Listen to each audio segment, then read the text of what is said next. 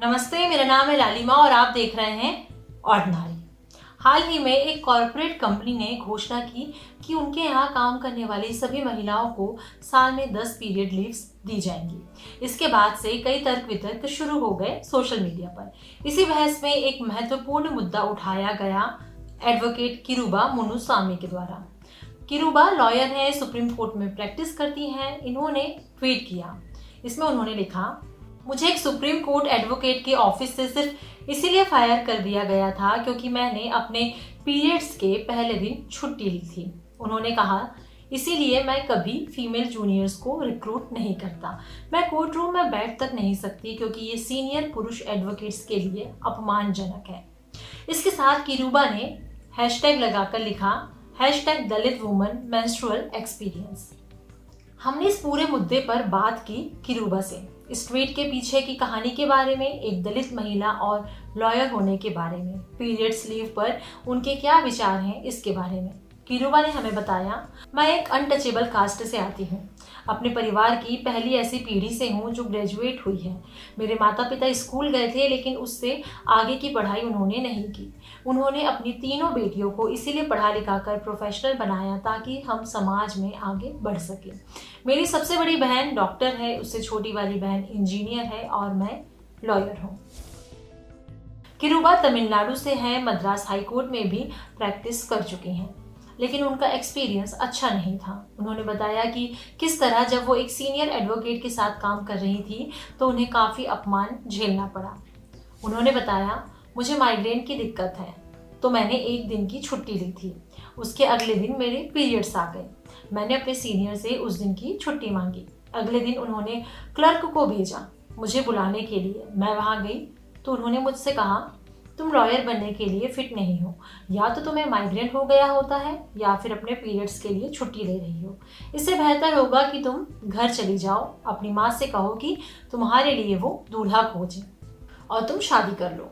तुम वही कर सकती हो। ऐसा लगता है तुम्हें हर समय अपना ध्यान रखने के लिए एक नर्स चाहिए। अब हम बात करते हैं दलित महिलाएं और मेंस्ट्रुएशन पर। किरूबा के मुताबिक हेल्थ केयर फैसिलिटीज दलित महिलाओं के लिए अभी भी दूर की कौड़ी है। गारमेंट इंडस्ट्री का उदाहरण दिया उन्होंने। यहाँ पर काम करने वाले लोगों में बड़ी संख्या दलित और बहुजन महिलाओं की है। रिपोर्ट्स के मुताबिक उन्हें पीरियड्स के दौरान भी काम करते रहने के लिए गोलियां दी जाती हैं। किरूबा ने सुमंगली नाम की स्कीम के बारे में बताते हुए कहा, तमिलनाडु के कुछ हिस्सों में ये स्कीम चलती है। इसमें लड़कियों से लगातार साल भर या उससे ज़्यादा काम कराया जाता है गवर्नमेंट या टेक्सटाइल फैक्ट्रीज में, और 1 या 2 लाख रुपए उनकी शादी के लिए दे दिए जाते हैं। इस 1 साल में उनके पीरियड्स को दबाने के लिए दवाइयाँ दी जाती हैं और इस स्कीम में लगने वाली अधिकतर लड़कियाँ दलित या बहुजन होती हैं। हालांकि रिपोर्ट्स के मुताबिक तमिलनाडु सरकार ऐसी किसी भी स्कीम के अस्तित्व में होने से इनकार करती है। किरूबा कहती हैं कि पीरियड्स एक ऐसी समस्या है जो सभी महिलाएं और कई ट्रांसजेंडर्स फेस करते हैं, लेकिन उनमें भी दलित महिलाएं ऐसी हैं जो ज़्यादा डिस्क्रिमिनेशन झेलती हैं। किरूबा के मुताबिक कई दलित महिलाएं ऐसे सेक्टर्स में काम करती हैं जो ऑर्गेनाइज्ड नहीं होते हैं। उन्हें किसी तरह का कोई फ़ायदा नहीं मिलता जो आमतौर पर कंपनियों में काम करने वाले को मिलता है। बिना किसी जॉब सिक्योरिटी के किसी डॉक्टर के पास जाना और अपने पीरियड्स के लिए दवाइयाँ या दूसरे ऑप्शंस का इस्तेमाल करना उनके लिए बहुत मुश्किल होता है। अभी पीरियड्स के लिए भी जो लीव देने की बात चल रही है वो कंपनियों के लिए है, अनऑर्गेनाइज्ड सेक्टर्स का क्या। कई अपर कास्ट और अपर क्लास की महिलाओं के पास ये सुविधा होती है कॉन्ट्रासेप्शन, हार्मोन शॉट्स इत्यादि लेने की, अपने पीरियड के दर्द से निपटने के लिए। कई दलित महिलाओं ने तो इनका नाम भी नहीं सुना होता। राजस्थान और उड़ीसा के कई जगहों पर दलित महिलाओं के साथ एक और मुश्किल है।